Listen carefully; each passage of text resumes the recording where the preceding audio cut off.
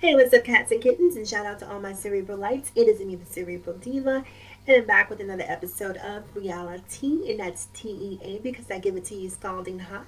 So grab your cups, grab your saucers, gather round, and let's all partake in this libation of black ink tea. All right, so I've been, even though I've been watching this season, I have not reviewed it just because I don't know. A, the subject matter on this season has been really heavy. My apologies, people. B, when it's not been heavy, it's been a little bit sitcomish to me where it's hard for me to take it seriously sometimes. Sometimes the scenarios that they create are very artificial and very contrived, and for that reason, it makes me a little bit resistant to it. So, anyway, I want to talk about the most recent episode. Well, I want to talk a little bit about the previous episode, and we're going to talk about the current episode, which was titled Baby Making Factory.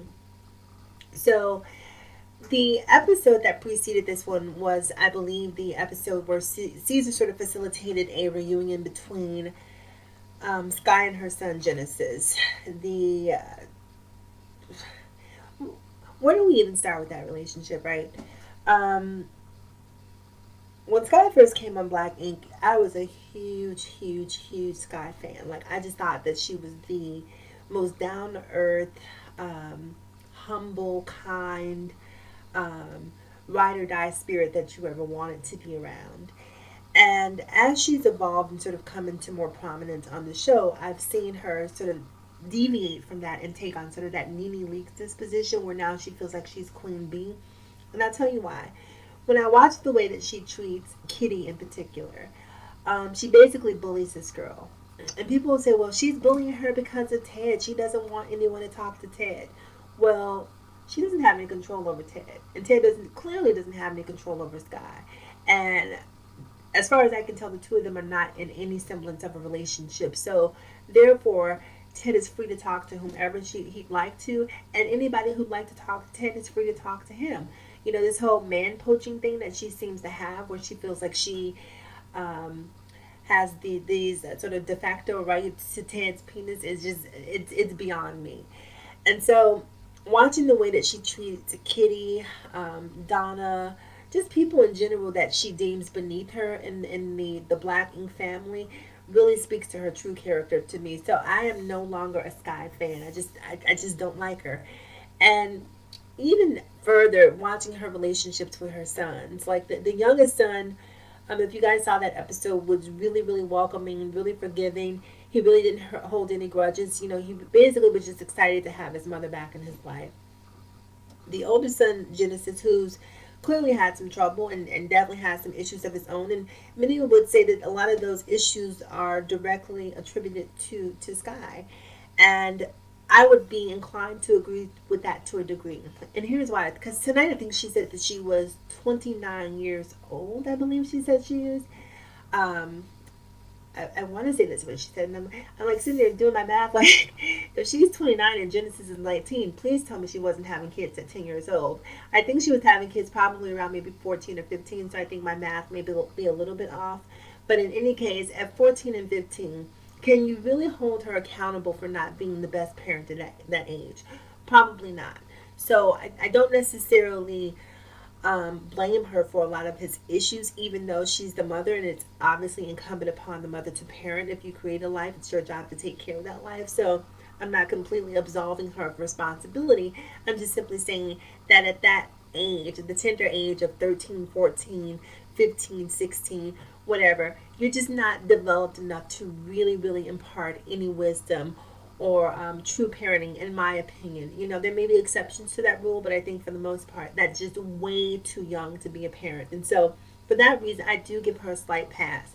Now, here's where I don't give her a pass. Now that you are an adult and now that you see the damage that was caused by some of the choices that you've made, now you have an opportunity to atone to some degree, right? And one of the issues that Genesis has made very clear that he's had with his mother is that the way that men objectify her. You know, in prison, you know, she was running around naked on TV. Well, she wasn't in prison. He was incarcerated. And, you know, they're watching TV wherever people in prison watch TV. And the men are objectifying his mother. No boy wants to see his mother um, behaving in a less than ladylike manner. I'm not in the business of slut shaming, so I'm not going to call her any names. But I'm just saying, if you're a mom and you know, not just that you have kids, but young men, I think, and not just the mom, I'm not going to even put all of that the onus on mothers. If you're a dad too, you know, your behavior, the way that you carry yourself, definitely has an impact on the lives that you've created. And I think it's important for you to be mindful of that in your actions. So when he's behind bars incarcerated and he sees his mother getting her vagina rejuvenated and getting new breasts and getting butt implants, and you know, she's just, Sky's a free spirit, right? And I don't think that there's anything wrong with that. I'll say this in Sky's defense. I think here in America we have a greater problem with nudity than the rest of the world. Like, we're okay with violence, but when it comes to nudity, we make a really, really big deal out of it. And so, because Genesis is of that mindset when he sees his mother naked, even though her being naked is natural, it's how we come in the world. You know, in some cases, it's how we leave the world. Um, so I can understand why he feels that way, but at the same time, I really don't think that there's anything wrong with her expressing or being proud of her body. Now, some of her behavior, like taking off her panties in a restaurant and going into a bathroom to have sex with Teddy, yeah, that's a little bit tacky, for less of a lack of a better word. But it's not just tacky on Sky; it's tacky on Ted too. Because I think sometimes we have a tendency to hold women to a different standard than we do men. But I just think it was tacky on both parts. But ultimately, Teddy is not Sky's father.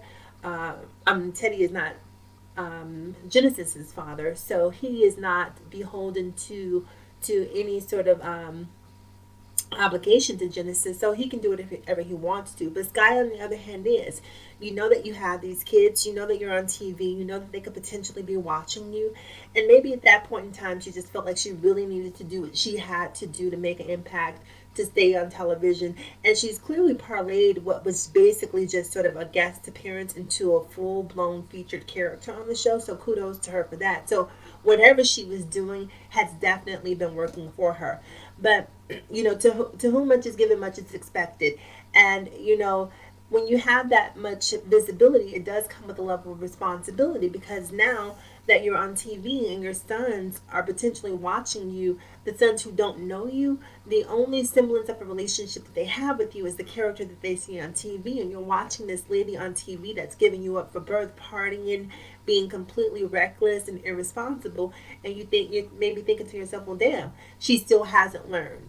She's had two sons she's had to give up for adoption, and she's still out here being reckless and irresponsible. So clearly, she hasn't learned from the mistakes that she's made with the relationship that she has not created with both Genesis and her other son.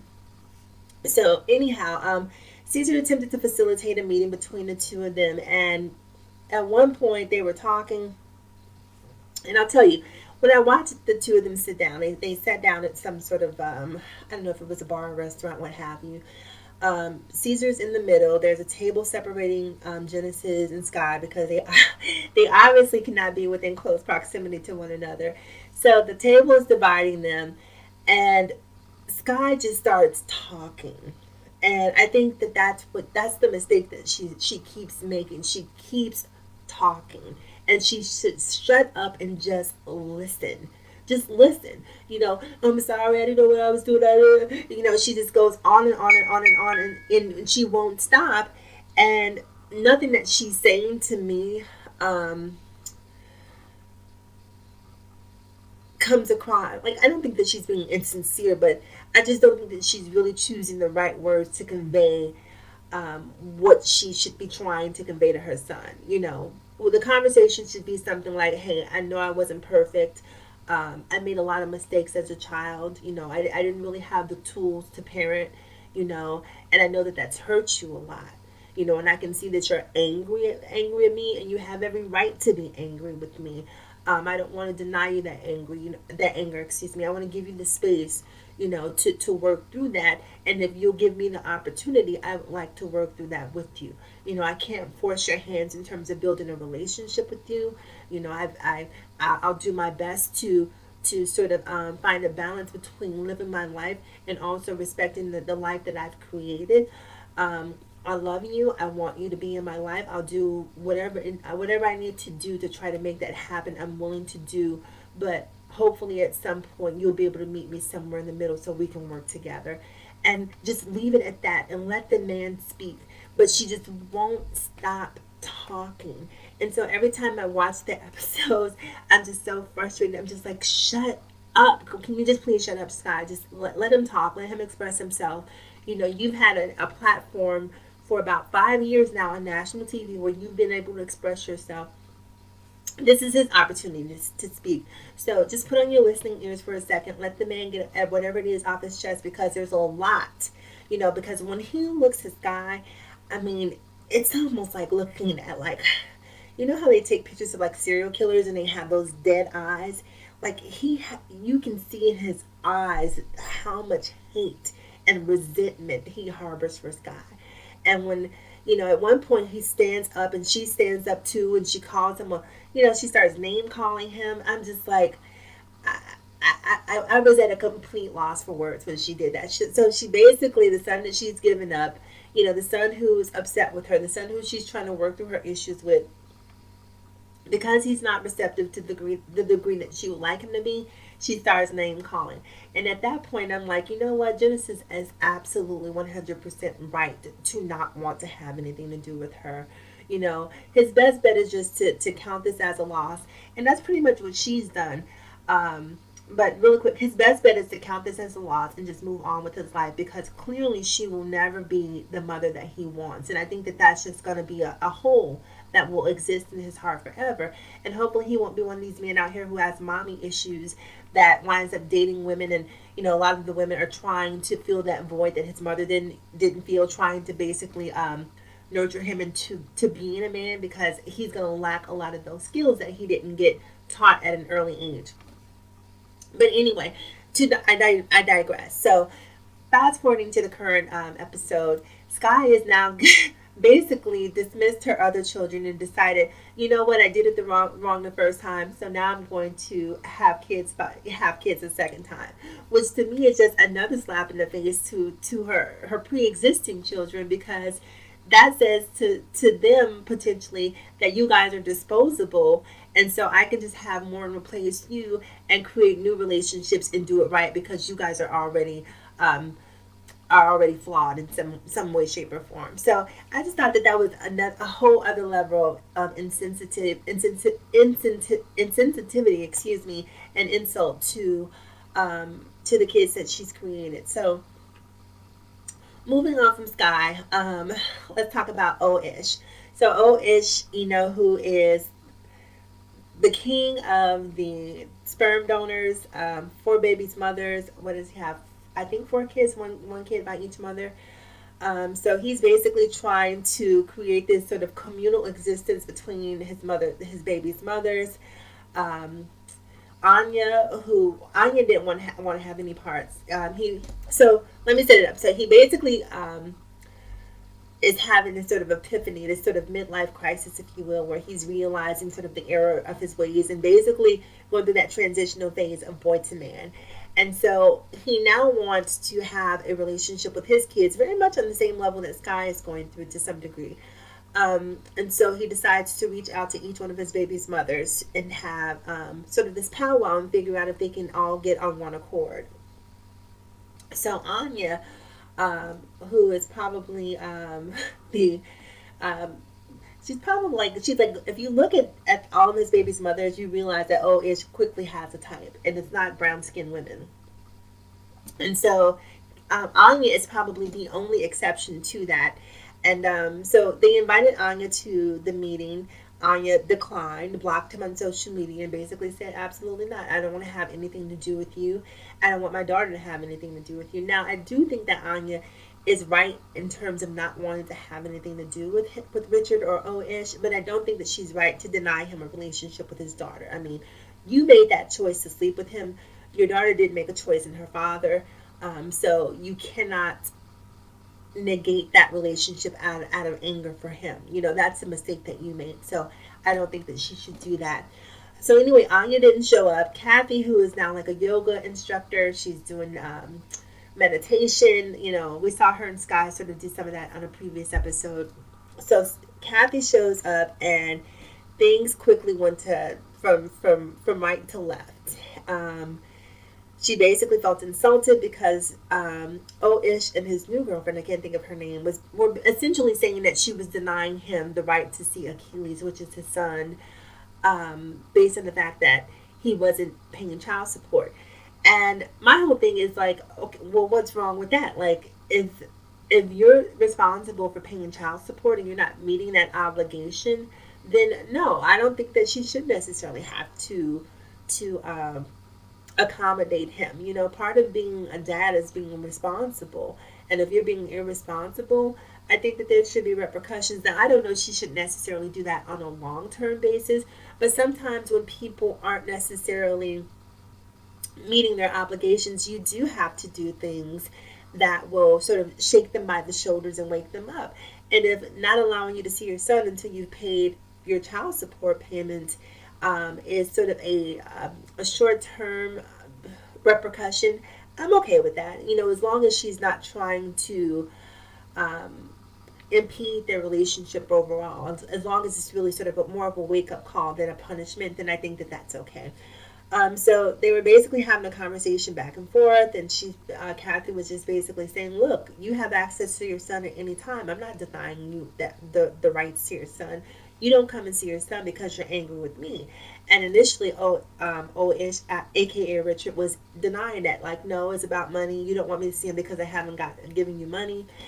And so Kathy, who has grown so much, like I was like, wow, maybe I may need to take some yoga classes after seeing her, some meditation classes, because she where she would have normally completely spazzed out, you know, maybe table flipped, threw drinks, you know, tried to jump across the table, throw a chair. She actually got up and she walked out. She went to the car. She sat in the car. She cried, and I felt really, really bad for her in that instance. You know, I really felt like she was really coming from a very sincere and honest place when she was speaking. So at that point, Ish's new girlfriend, Nikki, I believe her name is, asked him to go out and speak with Kathy. So he goes out, he sits in the van, and he basically admits that Kathy's right. You know, what she says is true. I have been doing that. And we see them have a very tender moment and agree that, you know, the fighting needs to stop and that they need to co-parent. And so I just thought that was a really, really sweet moment. I'm trying to think if anything else happened. So Donna's out of the hospital. You know, she had well, I shouldn't say a miscarriage. She had a tubal pregnancy that caused her to have a partial hysterectomy, if you will. I believe they removed part of her uterus as well as the fallopian tube. And so she's in recovery from that. Trying to think of what else happened that was interesting in this episode. Oh, so Sky, once again, so I did forget to mention, because she's ready to have new kids, she and this is one of those things when I was mentioning earlier that it gets a little too sitcomish for me. So they basically create this this whole scene around Sky and Caesar being inside of a gay club, and Caesar is not supposed to realize that he happens to be in a gay club, even though the patrons are like 99% male, and there's like Sky is probably the only woman that I saw in any of those scenes. So suddenly he gets jarred into reality and realizes he's in a gay club, and Sky's like, well, you're gonna be my man babe because I'm looking for a sperm donor. And like, these scenarios are so far-fetched, and I get that they're probably trying to do some of this for comic relief, but for me it's just like, I don't know, it just comes across as stupid, for lack of a better word. So anyway, that was the most recent episode of Black Ink, Baby Making Factory. Make sure you like, comment, and subscribe. Definitely comment below. I want to know if you guys feel that Sky has changed over the years the way that I do. I'm just not a Sky fan anymore. So comment below. And as always, in parting, you guys, remember to live better, love harder, and think smarter. It is me, the Cerebral Diva, and I will talk to you guys again soon. Have a great day.